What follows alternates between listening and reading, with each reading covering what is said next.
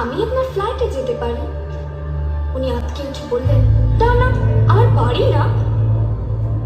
আমার পিএইচডি 1 বছর পিছিয়ে গেল। আমি ফোন করলাম, স্যার আমি রায়চকে যাব। হোটেলের ঘরে তিনি আমার মুকুট মণিপুরে হাত দিলেন, আমার সাঁওতাল পরগনার মুখ খুলে ফেললেন। হাঁ হয়ে দেখতে থাকলেন আমার পুরুলিয়া। আমার 2 অগ্নিগোলকের কাছে মুখ নিয়ে এলেন। তখনই চিৎকার, আগুন আগুন আগুন, আমি পারবো না। সেদিন আমার প্রফেসর আমাকে ফেলে পালিয়ে গেলেন। আমি কৃষ্ণকলি মাহাতো, MA পিএইচডি। কত কষ্ট করে, কত অপমান সহ্য করে, জঙ্গলে রাত জেগে বই পড়ে আমি এখানে এসেছি।